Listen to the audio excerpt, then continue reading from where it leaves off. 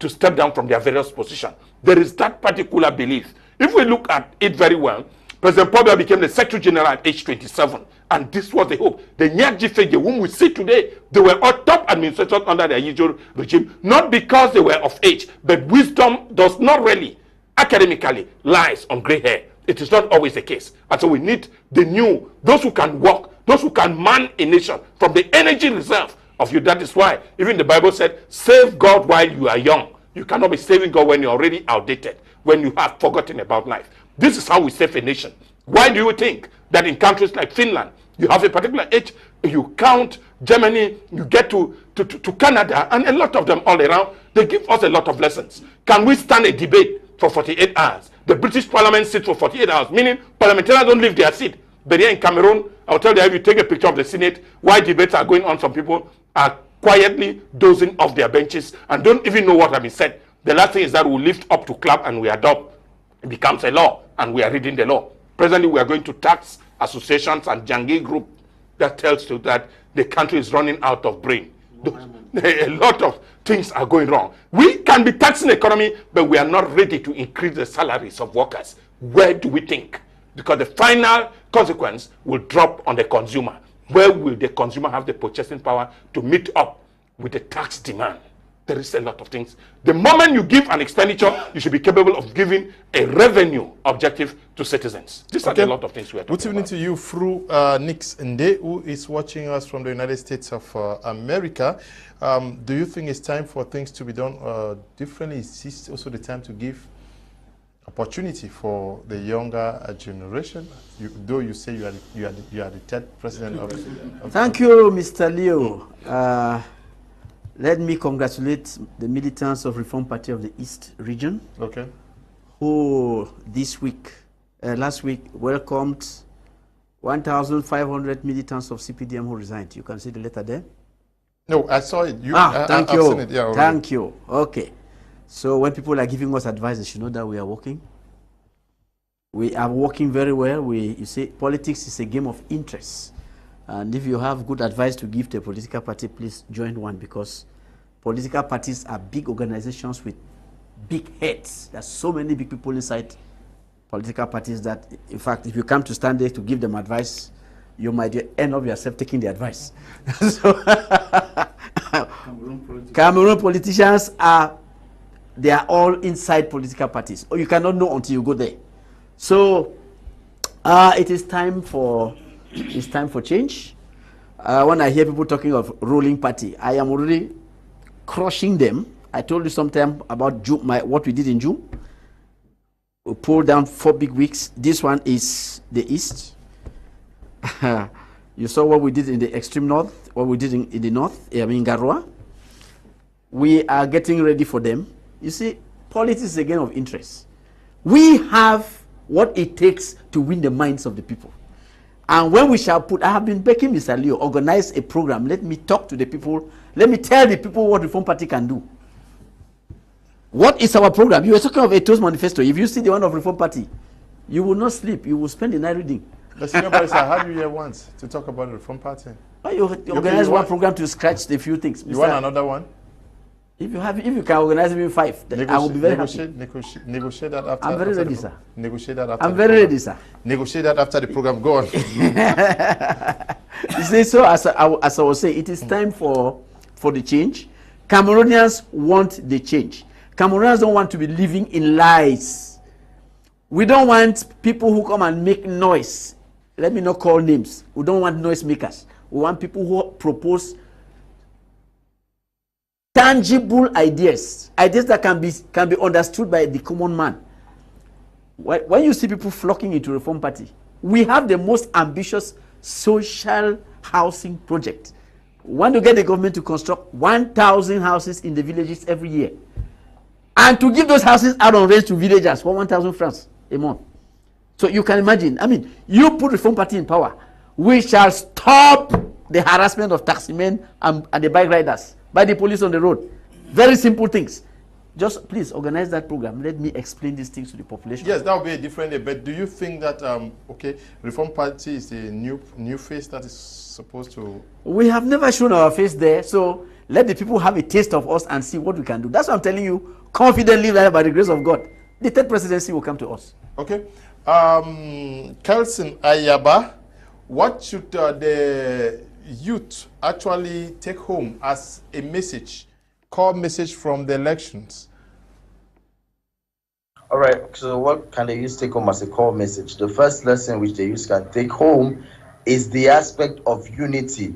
United we stand, divided we fall. And the adults also need to take this message, because many times when the adults have to go in for major elections, they are not united, but they seek to fight against one common enemy and they fail. So one of the messages which the youth, same as the adults, have to take is unity. The second thing which they used to take is about the process of structuring. We need to be structured. When we look at the campaign of Samuel Eto'o, the president of FECAFOOT, it was well structured. We could easily identify who was his communication officer, who was his legal officer, who was his campaign officer. But today, whatever what people do, you are not able to identify. Sorry, but take a case of example, Reform Party. If you have Reform Party, who is the president, who is the secretary general, you don't know. Where is the head of Reform Party? You don't know. There is no structure. Then how do you expect Reform Party to be able to convince people to be able to win elections?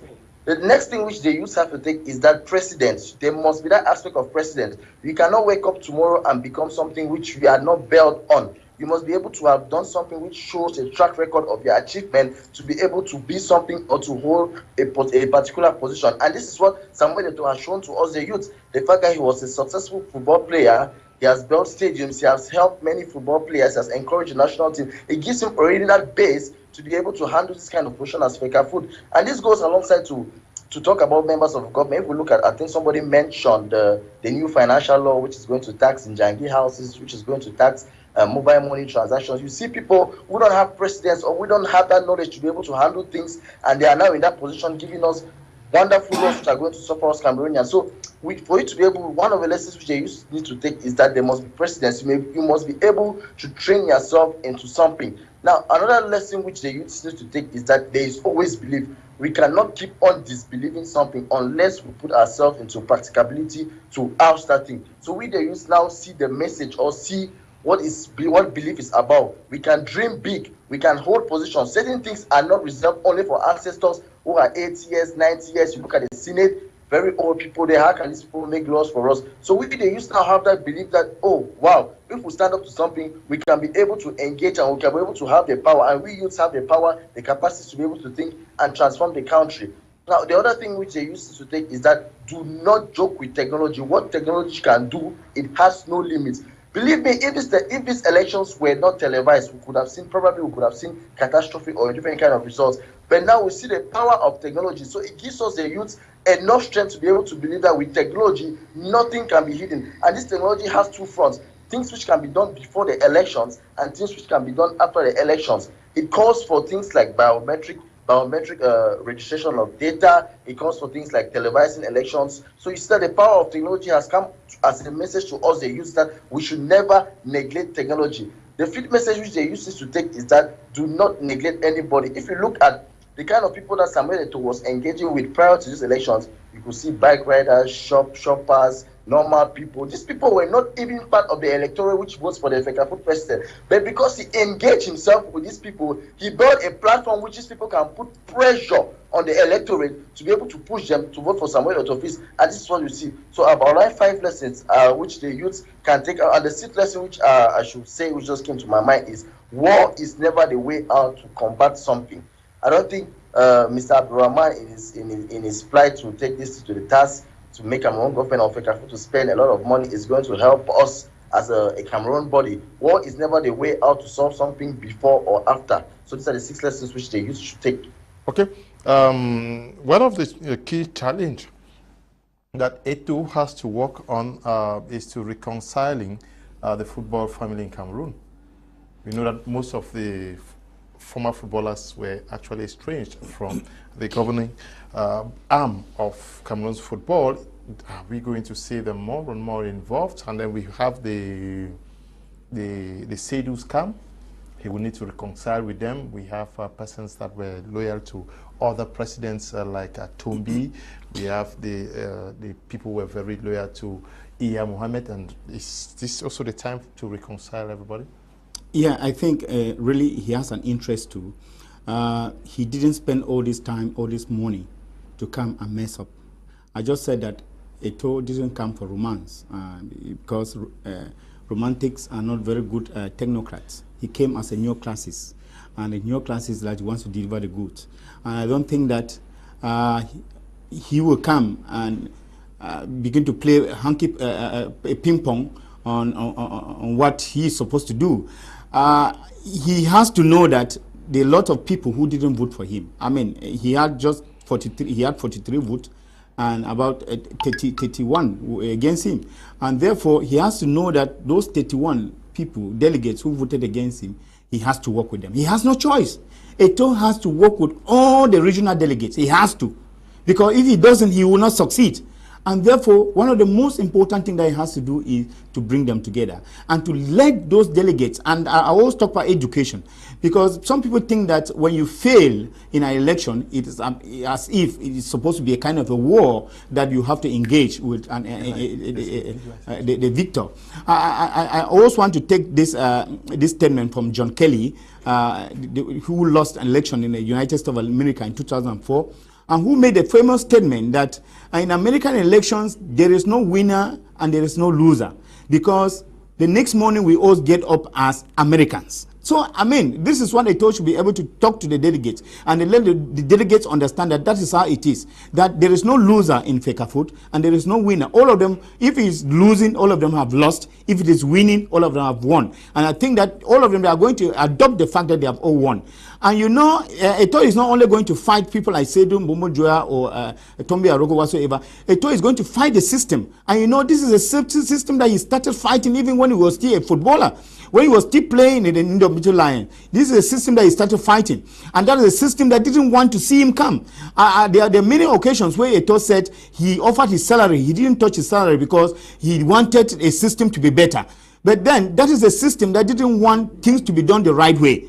And I think that that very system that is coming to meet, there are people who have been drinking or zipping from a faucet, and Eto'o is certainly going to make that faucet dry, and they are not going to drink from there. And you know that they are not going to let him have it on the red carpet. They are going to fight him to the last drop of blood to make sure that he fails, because they do not want any transparency in what is going to happen. But I think that he is supposed to be level-headed.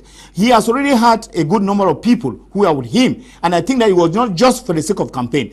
Eto'o didn't want to come and play for the gallery or to speak to the world that he's a powerful man in Cameroon. No, I think that he came to Cameroon football to be able to salvage it from the present situation. And this is a man who has high connections. He has colleagues abroad. He has people he has played with. And those are the kind of people that he's supposed to bring to Cameroon, to let them actually be able to assist him in what he's going. Many of them have already given congratulating messages. And I think that he is going to take that not as, I mean, a kind of for himself, but he's going to take it for the benefit, for the good of Cameroon football, and let FECAFOOT be able to skyrocket. Sumbele Kelvin writing from Kongsamba says, good evening, Mr. Liu. I'm learning a lot. A very wonderful panelist today. More courage to you, especially Dr. Ako is speaking on mine. Good evening to you. But let's have this video that was caught during the elections.